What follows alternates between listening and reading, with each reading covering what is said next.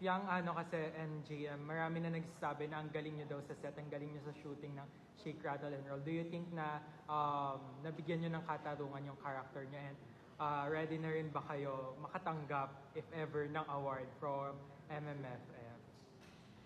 Kung ang sasabing nabigyan ko ng katarungan, hanggang hindi ko pa napapanood talaga Ay, na hindi mo full yung ginawa kong pag-aaral dito sa Shake, Rattle, and Roll. Pero masaya ako sa kung paano ko ginampanan si DJL. Dahil hindi ko naman siya tinipid. Binigay ko talaga lahat kung ano yung makakaya ko kay DJL. And isang karangalan na makapasok ko sa MMFF, isang trophy na sa akin